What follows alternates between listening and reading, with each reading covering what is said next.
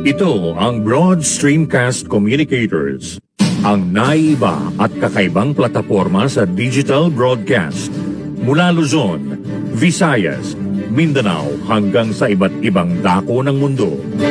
Broad Streamcast Communicators, ang sandigan ng sambayanan mula sa walang labis at walang kulang na pagbabalita, paglilingkod, maglalahad ng mga mapagbuong komentaryo at usaping pambayan para sa kapakanan ng karamihan. Broad Streamcast Communicators, tuwirang maglilingkod ngayon hanggang sa susunod na henerasyon.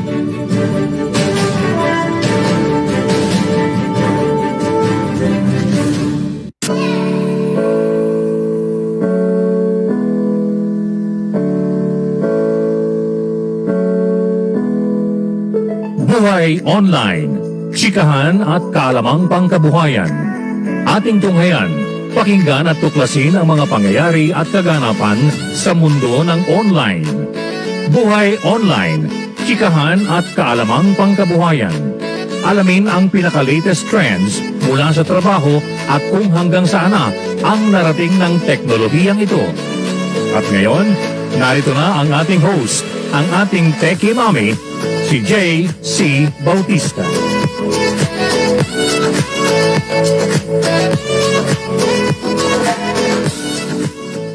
Hello everyone! Happy Tuesday! It's Tuesday, di ba? Ano ba yun? Palagi akong na-frazzle tungkol sa araw, no?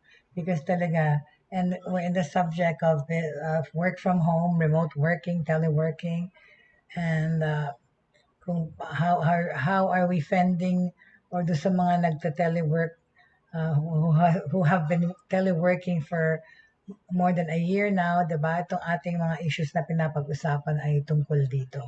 At nga, ito na yun sa isa sa mga effects ng working from home eh.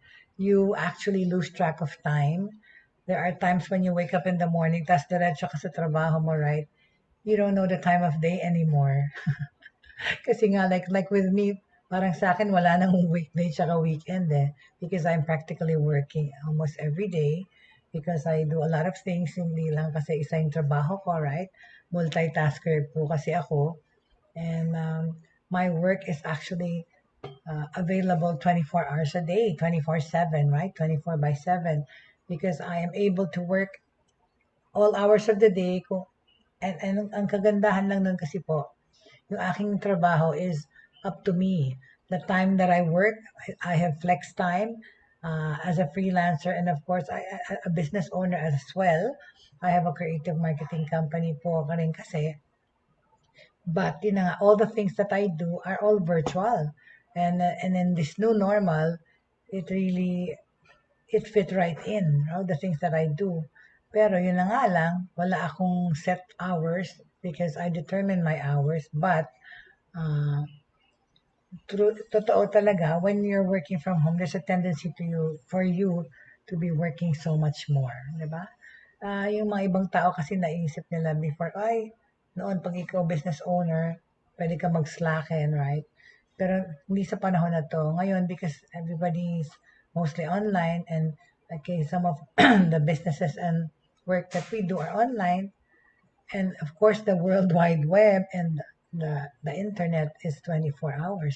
So, yan ang iyong realm, yan ang iyong baluarte mo is hindi lang locally, the whole world pa, tsaka 24/7 pa yung hours mo. Kaya, dun sa mga workaholic talaga, or kagaya ko, yun na nga yung opportunity nandyan to work all the time. And that's what I do. Pero syempre, like we were talking about, in order to keep our sanity and our health okay, we have to also curtail those hours.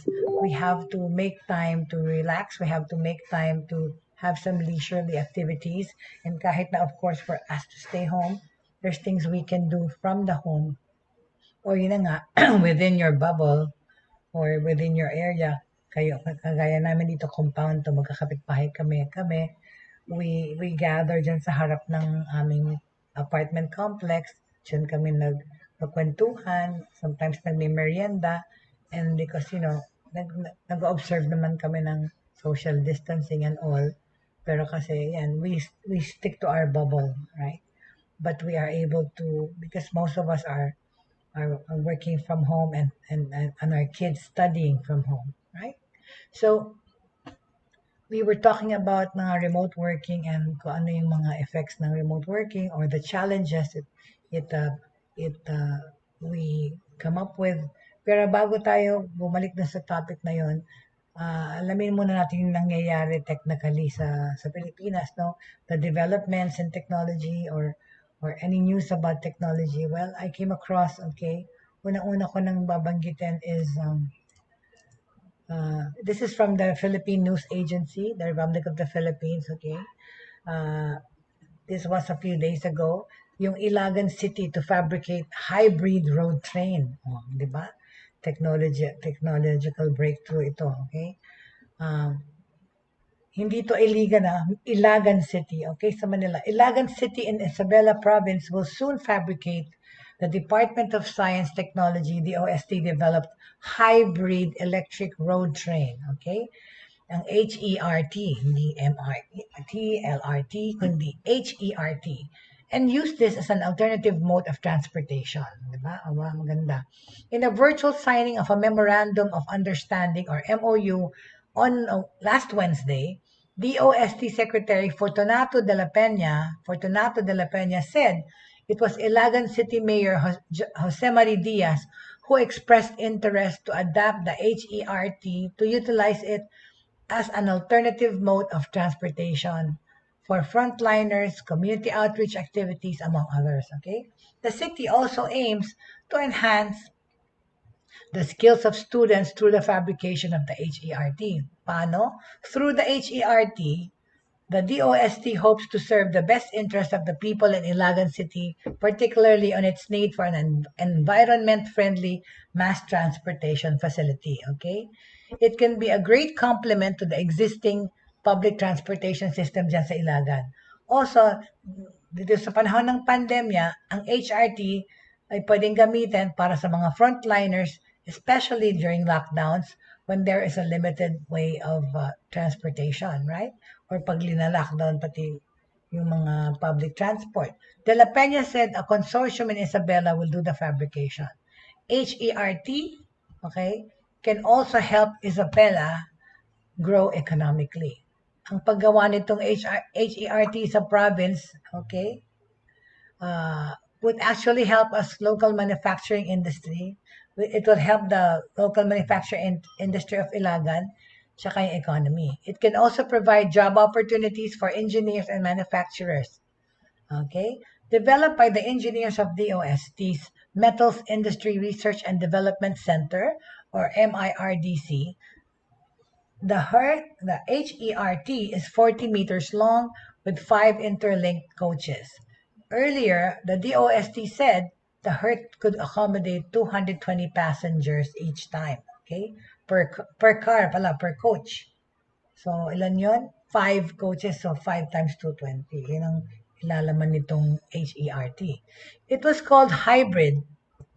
Bakit tinawag na hybrid? Kasi instead of just running on diesel fuel, ang HERT is also powered by electric batteries, therefore creating lesser carbon emission compared to vehicles that run purely on gas or diesel. So, combination ng diesel fuel tsaka battery. Kaya siya naging hybrid. Okay? Adding that HERT can help Ilagan City to be a greener and very livable city. Meanwhile, also part of the memorandum of understanding yung sa signing sa Isabela State University, also part, okay, which it will conduct research and activities that will be useful to HERT, okay? The MIRDC will provide technical information to the fabricators subject to a signing of a non-disclosure agreement. On the other hand, the OST Region 2 will commission for the feasibility study of HERT's viable network, train stations, mga road space provisions, tsaka yung fare system, yung pamasahe, magkano, okay? At tsaka yung transport ng passenger flow, okay? The Ilagan government will identify possible routes and address possible infrastructure needs such as road widening. Okay, that's good news, no? It's always good to hear progress and development news. Talaga naman. Very good. Okay? Alright. So, ano pang news, okay? Yung tungkol sa GCash. Ang GCash kasi talaga, grabe na, no? Very robust ang platform na ito. Gamit na siya para sa lahat. Ito naman, again, from the Philippine News Agency, okay? GCash now has 46 million users. Oh my goodness. It waives padala fee during ECQ. Well, ECQ tayo, di ba, hanggang August 30? Nagkakaroon ako ng mixed messages na sa extended ECQ ba o hindi. Kasi ang dami-dami kasi nagpapalabas ng fake news eh. Yan na yung pinag-usapan natin last week, fake news. I mean, people keep doing it. So, nakukonfuse yung mga tao sa kung anong papaniwalaan na latest news eh. Kasi nauuna pa yung fake news dun sa totoong news. Okay? Users of mobile wallet GCash continue to soar, okay? Counting and reaching 46 million as of July. This year, its operator Mint announced Monday, okay? From 44 million in June, okay, of this year, there are now 46 million GCash users as of last month, okay, July. Sabi to ng Chief Mint Executive Officer Martha Sazon. She said in a virtual briefing, okay? She said that as part of improving its services amid this pandemic, GCash is waiving, okay? Ayan ha, mini-waive ng GCash ang padala or remittance fee during the implementation of the Enhanced Community Quarantine, which is ECQ, from August 6 to August 20, okay? This applies to the recently launched GCash Padala that enables users to send remittances to non-GCash users, okay? The service charges at least 1% remittance fee with a minimum send of 500 pesos. Recipients need only to present an ID to claim the remittance at any of Padala partners and authorized sari-sari stores. Okay. During the ECQ, Padala will be free of charge to provide a helping hand during these trying times. Wow, what a good gesture naman, right? The app, sabi ni Sazon, caters to up to 15 million logins daily. Further, the app has over 2.5 million registered merchants with a monthly gross transaction value of 200 billion pesos. Oh my God. Okay? Ulitin ko lang, no? Yung app na to caters to 15 million logins, all right? Daily. Oh my God. Further, itong app has 2.5 million registered merchants with a monthly gross transaction gross transaction value of 200 billion pesos. Sabi rin ni Sazon that amid this pandemic, GCash continues to help government units in dispersing social amelioration fund. Yung mga ayuda, tumutulong din sila. I heard Muntinlupa will be using GCash to distribute their ayuda. Diba? Maganda naman siguro kung lahat na they'll make available itong GCash component ng pag-disburse ng ayuda, right? GCash is among the Venture Builder 917 Ventures portfolio of companies. In the same briefing, it was also reported that other portfolio companies such as Consulta MD and Health Now also exhibited significant growth during the second quarter of the year. Okay, both apps have been leading in the health and medical category in the App Store and Google Play as the coronavirus disease 2019 pandemic prompted Filipinos to seek online health consultations. Yun na nga, di ba, pinag-usapan na natin yan na yung mga technology dito sa pandemya na to, pati sa health industry, nakatulong na. Dahil yun na nga, yung mga apps na yan, yung mga doctor app, nurse app, or yung mga medical consultation apps, di ba, hindi ka na kailangan pumunta sa hospital or sa doktor face-to-face. Consultations via Consulta MD rose to 305% compared to the same period last year. So, ito yung ating local na app. It's called Consulta MD, okay?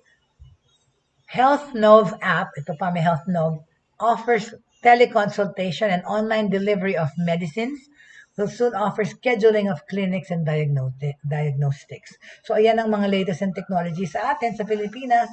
Gamit, of course, rin ang GCash at ang Consulta MD, tsaka Health Now, hindi Health Notes, okay?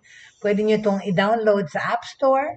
Both App Stores may be downloaded. Both of these software, these apps, okay, may be downloaded sa App Store and Google Play, okay? Bilang tulong dito sa COVID-19, all right? So yeah, that's the latest on that, okay?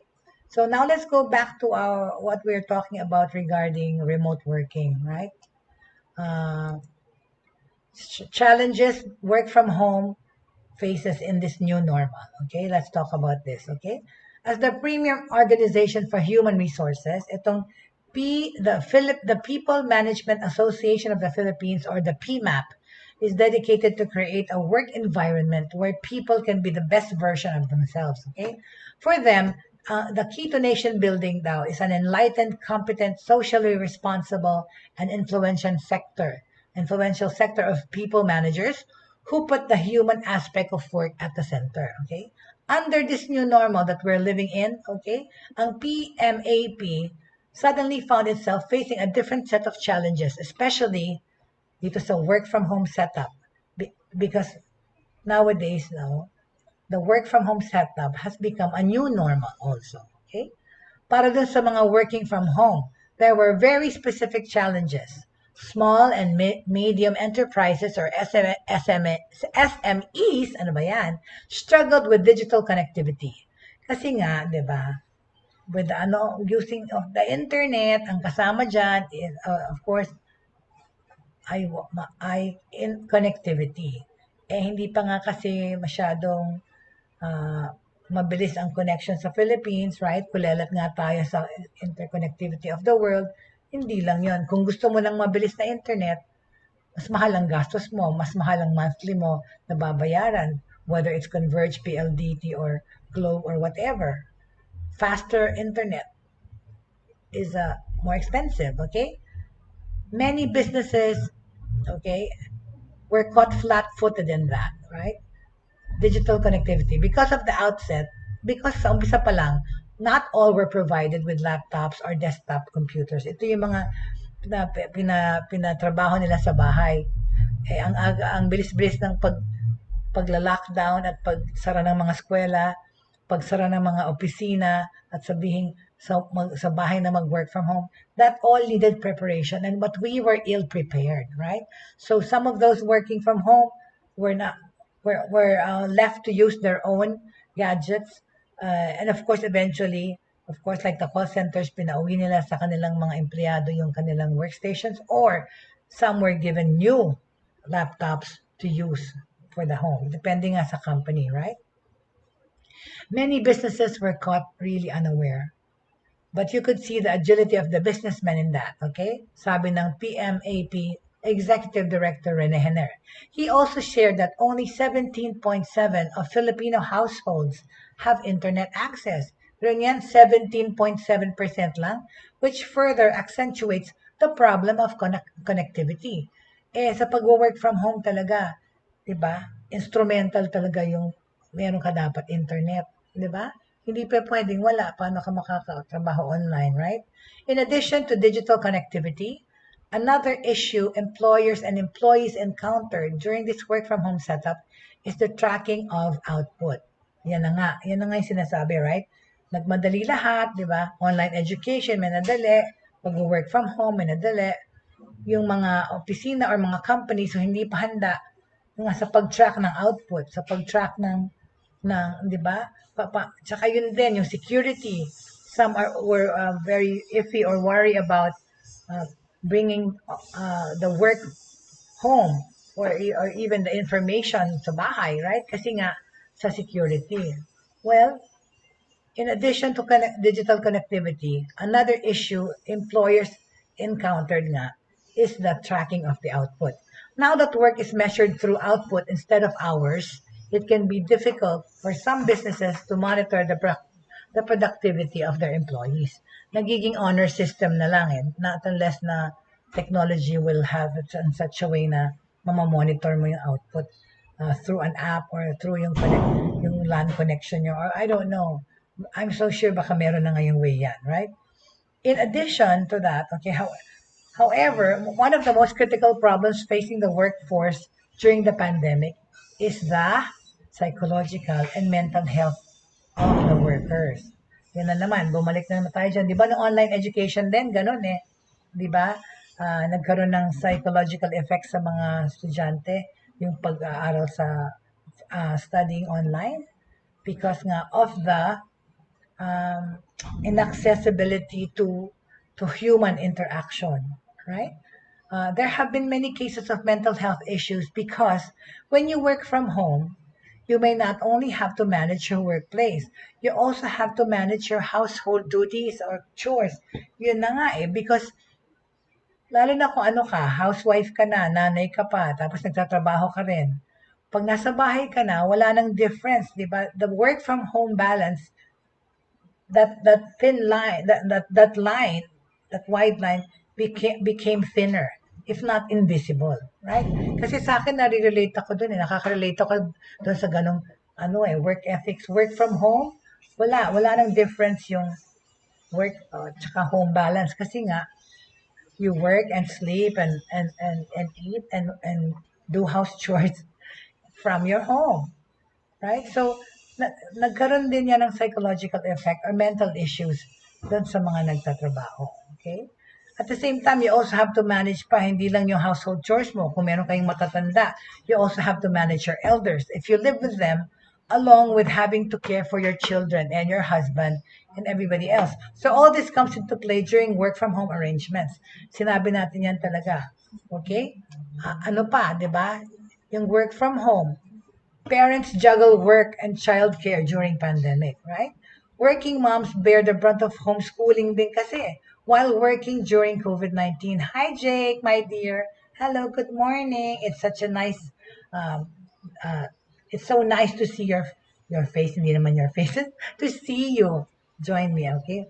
Maraming salamat, Jake, okay? Um, 'Di ba? Pinag-usapan natin 'yan, like yung mga working moms, they bear the brunt, silang na-stress kagaya ko tungkol sa homeschooling or online. The transition kasi to online schooling and stay-at-home orders during the coronavirus pandemic required at least one adult in the house to focus on the children. Paano mo gagawin yun kung parehong magulang nagtatrabaho, right? Helping them with schoolwork and supervising them all day. Diyos mio naman. 'Di ba? I'm sure, okay, ano to eh, doon tuloy nagkaroon yung disparity ng, sabihin na nating rich or poor eh. Kasi yung mga, of course, yung mga mas nakakaangat, no, or hindi naman nagtatrabaho yung mga nanay, okay sa kanila yun that their kids are studying online. Especially those little children, right? But their mommies are there to help them, to monitor them, right? Pero yung mga, the greater majority, na yung realidad na nagtatrabaho ang dalawang magulang o kaya saka yun pa nga yung for example yung magulang hindi niya wala siyang capacity turuan yung anak niya, see, and this caused a lot of mental instability and psychological instability sa maraming tao, right? Of those not working, women ages 25 to 44 are almost 3 times as likely as men to not be working due to childcare demands, right? Mas maraming babae hindi nag-work para alagaan mga anak, right? While there was no immediate impact, okay, on detachment or unemployment, working mothers uh, with early stay-at-home orders and school closures were 68.8% last year dyan sa Amerika, no? More likely to take leave from their jobs than working mothers in sa mga states sa Amerika where closures happened later. According to the new research of the U.S. Census Bureau and Federal Reserve, ito sa kanila naman sa Amerika, while one study found that dads increased their childcare role during the pandemic, oo naman, kasi di ba nag-work from home yung mga tatay eh. So tumulong na sila sa pag-alaga ng mga anak nila. It also showed moms spent the most time in caring for children. In the United States, around 1 in 5 or 19.6% of working age adults said the reason they were not working was because COVID-19 disrupted their childcare arrangements. Okay? Percent of adults with children by age group who are not working due to COVID-19. Okay? yung mga adults, alright, mas maraming adults ages 25 to 44 kesa sa adults ages 18 to 64. Okay? Of those not working, women ages 25 to 44 are almost 3 times as likely as men to not be working because of childcare demands. Very rightfully so, di ba? Ano naman yan? Very obvious reason kung bakit hindi nagtatrabaho yung mga young nanay tsaka mga nanay because ang priority sa kanila syempre, alagaan yung mga anak nila, right?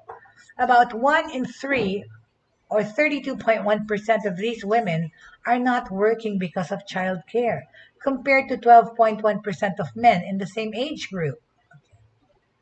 Parents who kept their jobs during the stay-at-home orders had limited options, okay, to take paid or unpaid time off, quit or adjust work hours to non-business hours, such as evenings or weekends to take care for children. Ang hirap talaga nung working mom, right?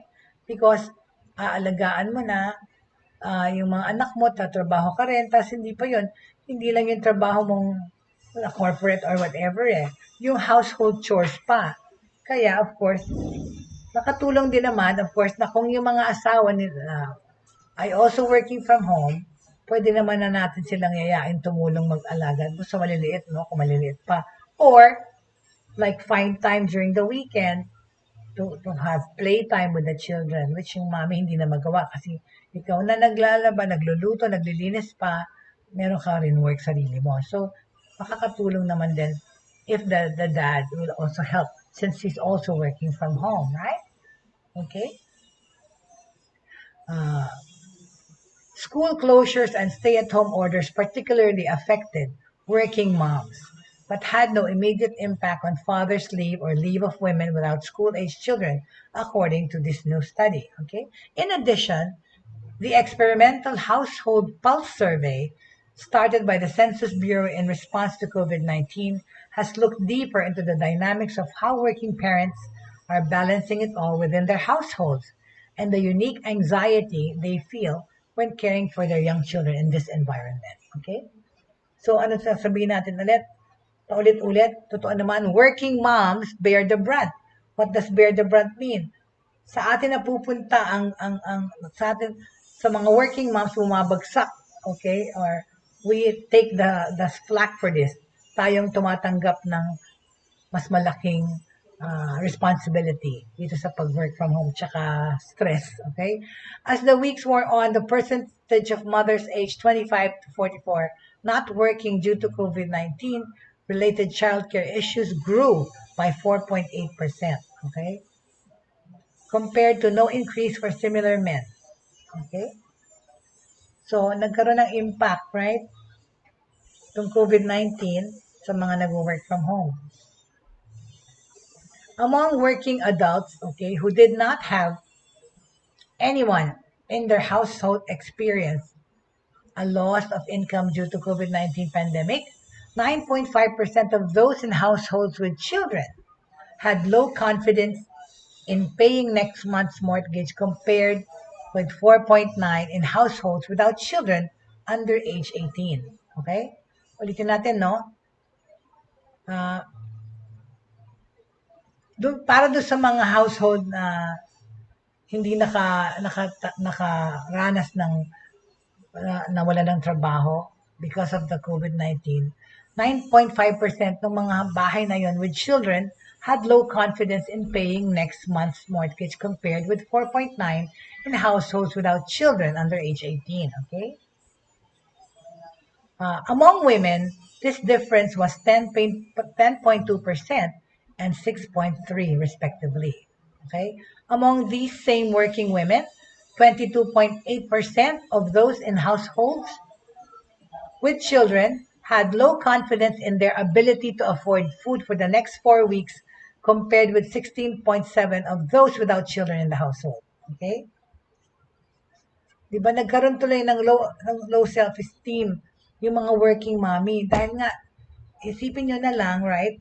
Sa pandemic na pinabalik ka sa bahay, tuloy nga yung mga mommy, mga working moms like me, naging triple yung trabaho natin, right? Because ginagawa mo na nga yung trabaho mo from the house, gagawa ka pa rin ng trabaho sa bahay, di ba? So talagang dumoble yung responsibility ng mga working moms in this pandemic, okay? Working age women in households with children were more anxious than men, okay? 36.9 versus 3.30% reported being anxious more than half of the days or nearly every day. These women also reported more worry, 32.3 compared with 25.3 of men. Siyempre naman talaga, bakit naman hindi obvious reasons naman kung bakit yung mga working women na may anak ay mas stressed kesa doon sa wala. Obviously, why? Diba? It's really very obvious kung bakit. Okay? I'd like to welcome the people watching. I'm so sorry I can't see your names, but thank you so much for your support. And even though I also have friends who watch the late telecasts, pag na-miss kasi nila, sa YouTube na lang nila pinapanood or sa Facebook yung delayed telecast. But thank you very much. And of course, we would like to greet, of course, our friends who are watching. Thank you. Thank you for watching. Ano bang birthday greetings? Nakalimutan ko yung mga may birthday, but I mentioned it naman sa Facebook. But anyway, we're delving into the work from home atmosphere and what effects it has on women, on mommies that are working from home, okay? Na dating nagtatrabaho sa office at ngayon nagtatrabaho na sa bahay. Sinasabi lang natin na mas maraming stress yung mga women na may anak kaysa sa wala in this work from home uh, uh, environment, okay? Kaya nga ang mga magulang ang unsung heroes, okay?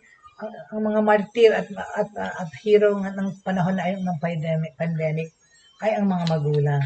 Because kinakailangan niyang mag-monitor ng pag-aaral, kinakailangan mag-monitor, of course, magtrabaho, right? Parents are among the unsung heroes of this crisis. Talaga naman, lalo na yung mga, diba? Ano pa kaya kung single parent ka, no?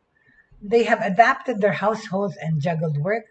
I mean, I am a pretty good example and a case in point, a living testimony that working from home is not easy, okay? We have adapted our households and juggled work, children's schooling, and other household needs. However, the pandemic uniquely affected mothers' work in formal labor markets. As our nation moves forward in this crisis, the researchers show that particular attention will need to be paid to schooling and childcare, not just for the sake of the children, but also for the working mommies, okay, the working parents. Kasi naman talaga stress drillon talaga tong work from home at the stay at home ng pandemic na ito. Kasi nga yung of course mixed emotions no tungkol sa mga estudyante and the workers because I interviewed some of my students online and they like studying online but then the greater majority do not like it, right? Lalo na yung studying online. They want, of course, to go to the real school and experience university and interaction with the schoolmates, right? But yung work from home, maraming mas gusto mag-work from home actually. In fact, even the companies, right? As I had already mentioned before, there the analysts or the things are being tested and researched. And I know for a fact na even after this pandemic situation blows over, may mga companies that will retain this kind of work ethics, if not all of their employees going back to work, a certain percentage will be allowed to work from home. Bakit? Kasi lucrative for them eh. Bakit? Like sa America alone, no, yung studies sinabi nila, kung yung pag-work from home ng mga trabahador, it's an average cost of it's a savings of $23,000 per employee. Pero mo yung malaking savings na yon, right? At anong nagagawa? For example, like dito, tsaka yun pa, kaya dumami yung mga virtual assistant jobs, okay, mga online teaching, online learning, yung mga ibang bansa, right? mas mura kasing labor dito sa atin, kaya that's why they opted to get from us.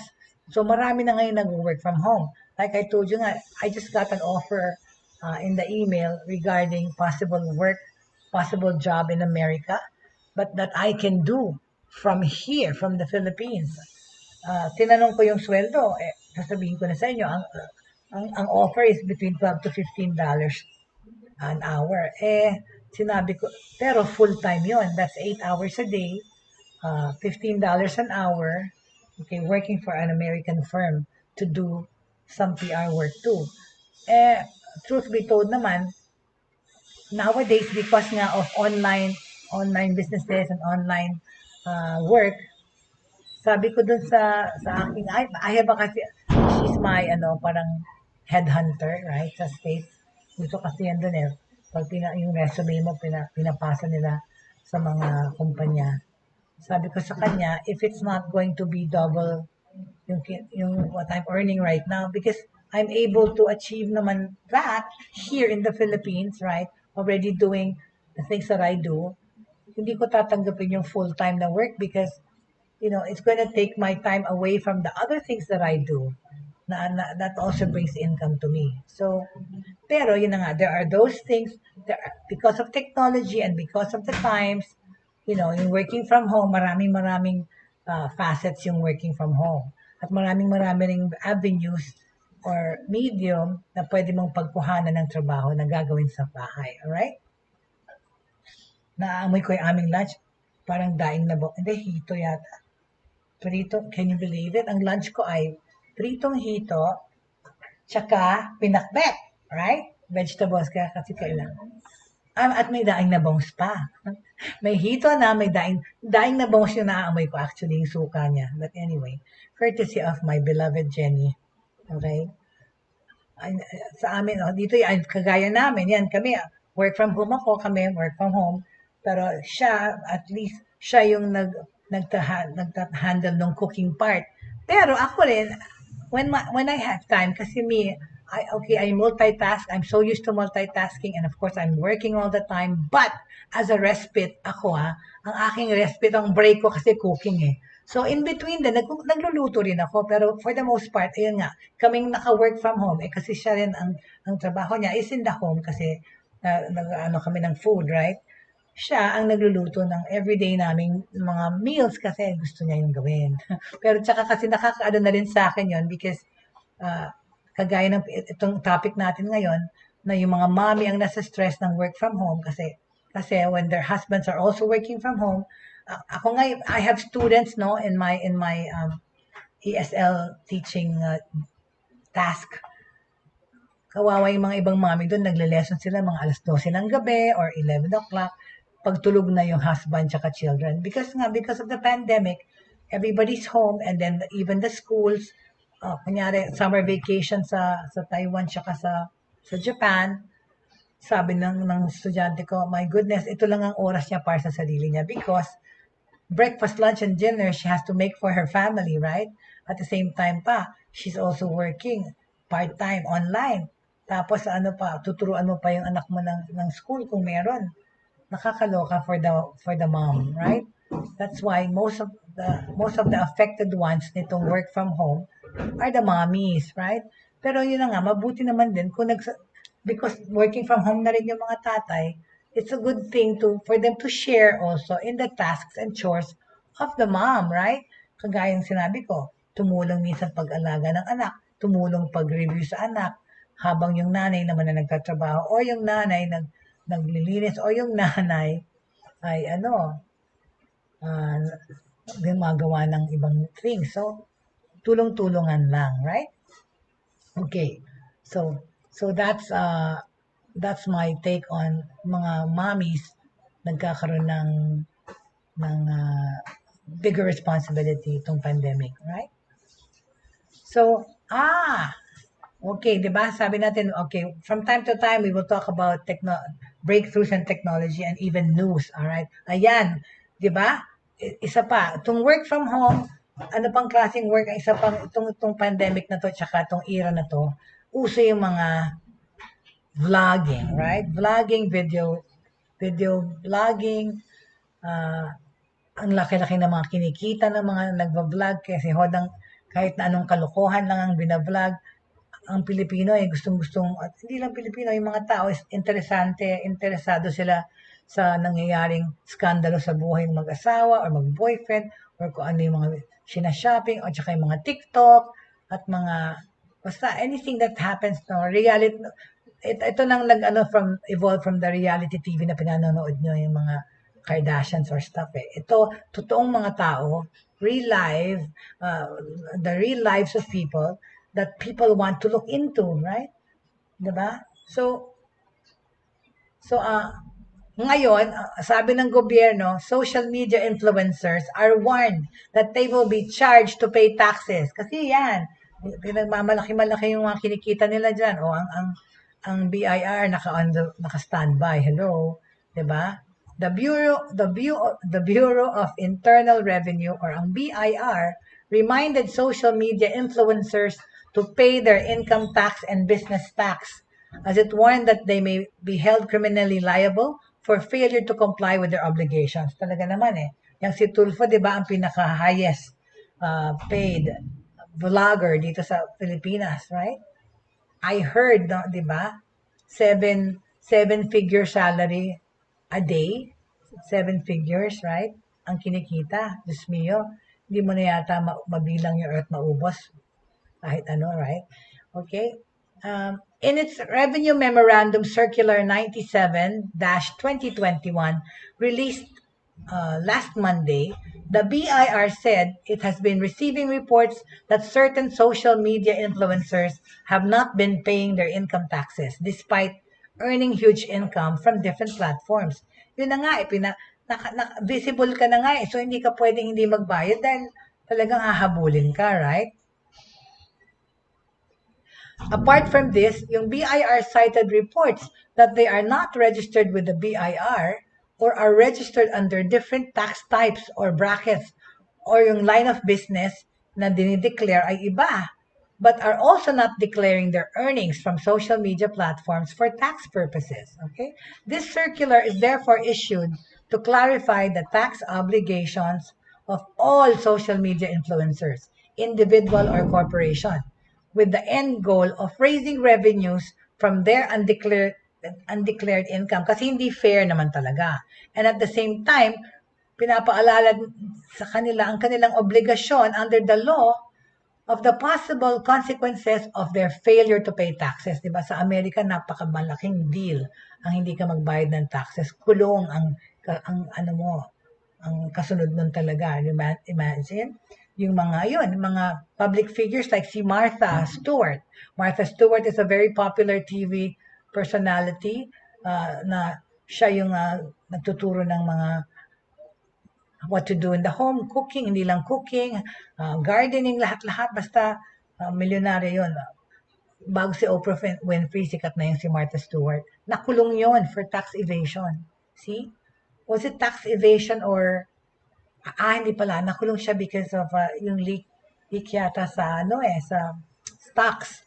Basta it has something to do with stocks and money too, pero nakulong siya, all right? Unless exempted in line with the provisions of the National Internal Revenue Code, the BIR said social media influencers shall be liable, okay? Liable kayo magbayad ng income tax tsaka business tax, which may either be percentage tax or value-added tax. Okay? The Bureau also warned that social media influencers who fail to file return and pay taxes may be criminally liable apart from paying the taxes due. Talaga naman, may jail time tong tinitignan. Di ba? Sa Amerika nga kinukulong eh. Dapat dito rin. And okay, asahan mo nang meron tong akibat na pagkakakulong. Alright? Ang galing ko ng Tagalog, right? Akibat, right? That's my word for the day. As well as the corresponding penalties. It also, so hindi lang porke nagbayad ka ng penalty, hindi ka makukulong. Kung napakalaki nung hindi mo in-evade mo na tax. Pero yun, of course, babayaran mo lahat. Pag di mo nabayaran lahat, kukulong ka, right? It also warned against under-declaration. Ayan, yung under-declaring. Diba, pag magaling kasi yung accountant mo, nag-under-declare, hinahokus-pocus yung pinafile na taxes, okay? It is also warned against under-declaration of taxable sales, receipts or income, or substantial overstatement of deductions. Okay. Diba? Dinadamihan yung tax-deductible things. Basta sabi ko nga pag magaling ang accountant, maraming pwedeng lusutan, right? It must be emphasized that the BIR also has the power to obtain information from foreign tax authorities pursuant to the Exchange of Information or EOI provision of the relevant tax treaties. So, ibig sabihin, hindi porke kilala kayo around the world, okay, yung mga tax hindi nagmamatter yung sa abroad. Yung mga nagbabayad kasi dollars, di ba? So, meron ngang ayan. Ang BIR ay mayroong kapasidad na kumuha ng information from the foreign tax authorities dahil to sa exchange of information provision ng tax treaties of the world. Alright? So, hindi kayo pwedeng lumusot. The BIR has the means, okay, to verify their income. Okay? As it is, kasi ito nababalutan ng special power to obtain information from its treaty partners, okay? Ang BIR can rely on the data provided by these treaty partners to establish the influencer's tax liability. So, pwede nila itong kuhanin to information na to, no? Lalo na with technology, madali na talaga ang data processing at saka data gathering, right? The social media influencers are therefore advised to voluntarily and truthfully declare their income and pay their corresponding taxes without waiting for a formal investigation to be conducted by the BIR. Huwag nyo nang antayin na i-audit kayo, right? Kayo na ang mag-volunteer ng inyong or magbayad ng tama, right? Kasi huwag nyo nang antayin for the BIR to conduct an investigation to avoid being liable for tax evasion and for the civil penalty of 50% of the tax or of the deficiency tax. Diba? Para sa taon na to, ang BIR is targeting to collect a total of 2.81 trillion from these mga vloggers, from these social media influencers. Kasi nga kung kumikita ka ng 6 to 7 figures a day dahil sa mga post mo, or sa mga live stream mong palabas. Ano ba naman yan? Bakit hindi aabot sa trillion yung kailangan i-collect ng tax?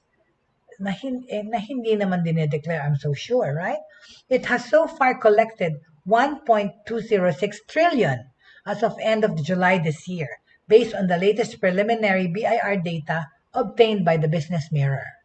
It fell short of its 1.226 trillion collection goal for the 7-month period as COVID-19 induced lockdown restrictions continue to hamper our economic activity. Okay?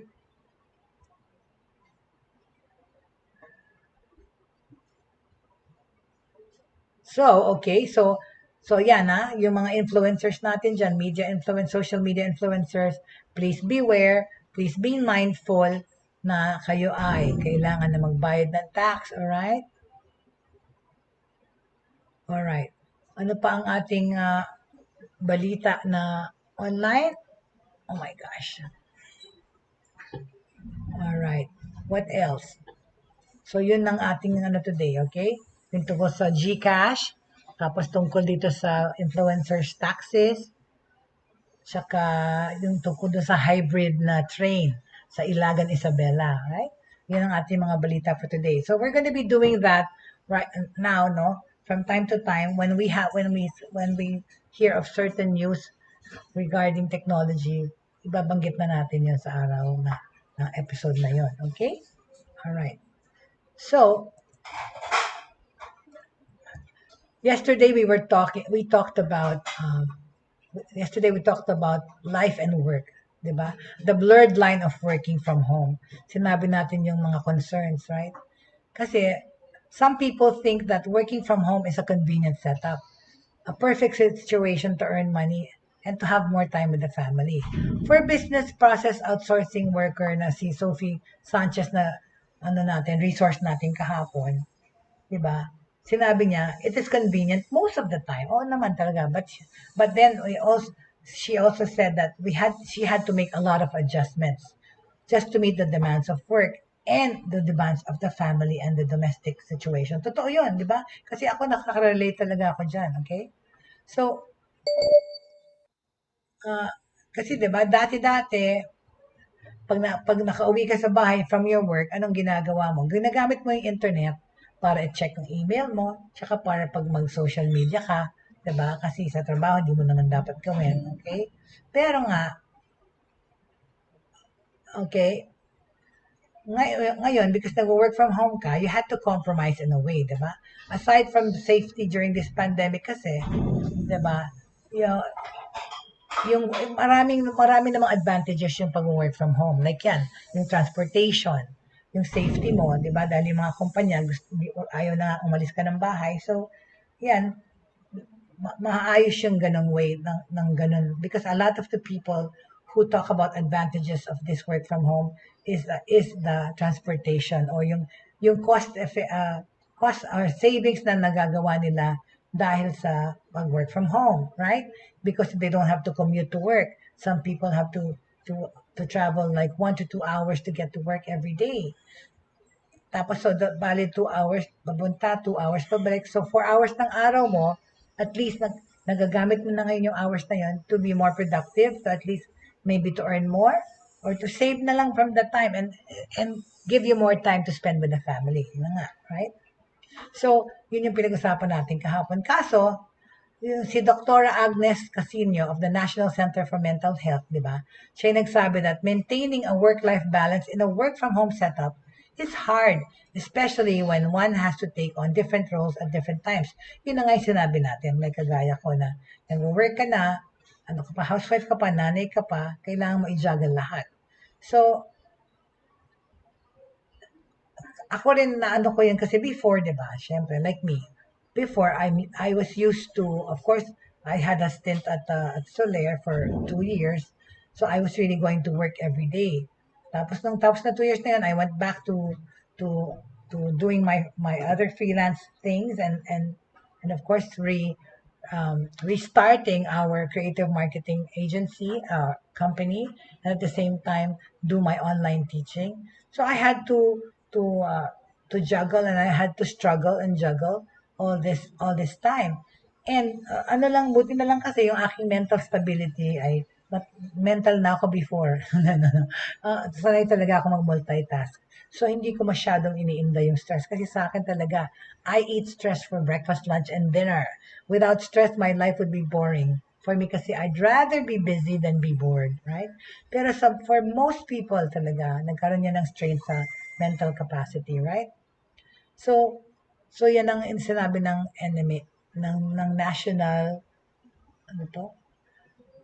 National Center for Mental Health, si Dr. Agnes Casino. Di natin natapos kasi kahapon, no? Sinabi niya na, hold on a second. The commute going to work, kunyari, it actually sets the tone kasi. Parang ano yan, for psychology. Noon, even yung traveling ko Dati-dati, I used to travel, all over the world to attend conventions, to speak at forums. Tapos ngayon, of course, we do that online. Pero yung actual, ano na lang na sa psyche mo na, gigising ka gising ka sa umaga, bibis ka, and then you physically go to work. Iba yun. Tapos, pagtapos ng trabaho mo doon, sara mo ang computer mo, doon uwi ka na, bahay na yung situation. Kasi nga, because of the pandemic and working from home, natanggal na nga yung division na yon ng work from home balance. So, nasa sa atin talaga yun, we have to just be mindful and take care of not just our physical health, but our mental health as well. Okay? Kasi, di ba, for example, dati, in your former job, gigising ka 6 o'clock ng umaga. Then you can still, gawin mo pa rin kahit work from home. Okay? Para, di ba, minention ko na yan dati. Para ma-simulate mo kunyari, or ma-feel mo na kunyari, alis ka naman. That's why, mag-bis ka. Like me, every day in the morning, after a shower, pipili ako ng damit para at least parang feeling ko, umaalis pa rin ako. Siyempre, maglalagay ka ng konting pulbos. Hindi mo ako nag-makeup kasi. So, pulbos or eyeliner, ganyan. make yourself presentable pa rin. So, i-simulate mo pa rin yung mga ginagawa mo na nag-opisina ka, right? You can still do this. You can still do this even if you're working from home. Dress up, take a shower, prepare the same way that you do before, right? For those with children, you also have to inform the children that I'm here, nandito ako, magkasama tayo, pero nagkatrabaho pa rin si mommy. So, please don't bother mommy, right? Kunyari, lalo sa maliliit na mga anak niyo, palaman niyo na ang opisina ngayon ni mami ay ang bahay or itong kwarto ko. So, do not disturb or maglagay ka ng DND sign dyan sa labas ng pinto mo, right? So, it's the same way when you're also attending your class online. You say, I'm also working online or I'm studying online. You have to explain it to the children para hindi ka nila i-bother, right? Okay? Sabi ni Sofia Sanchez, yung ating resource person kahapon, being available to attend to the children's needs is a great advantage of working from home. But the utmost priority is still her family's safety, especially with the threat of the coronavirus. Kaya, ano pa rin yan, stay indoors, right? Seeking help. Paano tayo? Okay, doon sa mga talagang nasa stress o nagkakaroon ng mental concerns, sabi ni Dr. Casino, she said different circumstances brought about by the pandemic, one way or another, have affected the mental health of many people. Tapos itong psychiatrist na to cited a 2020 study which found that a fourth of Filipino respondents reported moderate to severe anxiety during the early phase of the pandemic. Pero while a 6% reported moderate to severe depression and psychological impact. Okay? With this, she said there's nothing wrong kung humingi kayo ng tulong. Okay? When things are starting to mentally affect you, seek help. Okay? After all, mental health is as important as physical health. Alright? So para doon sa mga nasa stress at gustong humingi ng tulong, ang NCMH is offering counseling services over the phone. Alright? They may be reached at hotline 1553 or 0966 351-4518 or 0917-899-8727 and 0908-639-2672. So, wag mo hiyang humingi ng tulong, okay? With that said, okay, I'd like to end this episode today. I'd like to end today's program, okay, with that take on mental health and psychological health and ng mga nagtatrabaho sa house or working from home, okay? Patuloy pa rin natin pag-uusapan ang work from home, new normal ng mga trabahador and of course other things that concern technology that we will chance upon, okay, that news and development, okay? Thank you so much for joining me today ulit, of course, and for those who miss or want to balikan yung mga past episodes, we are already on YouTube. The Broad Streamcast Communicators has a YouTube channel. Please like and subscribe, okay? And please spread the word para po makatulong pa kami at makapag-spread na rin ng information at kaalaman at tulong para sa mas maraming tao. Thank you so much for joining me and enjoy the rest of your day po. At hindi ko pa rin maalala kung sino may birthday today, pero mamaya ko nalang babatiin sa Facebook Live ko. Thank you very much. Have a good day, please. And of course, as I always say, don't forget and don't lose hope. And always, at the end of the day, 3 things should remain sa buhay natin, di ba? Faith, okay? Pananampalataya, hope, pag-asa, okay? And love for everyone.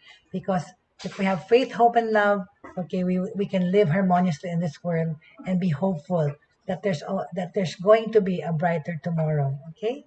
Meron pong pag-asa pa habang tayo nabubuhay. Thank you so much and have a good day.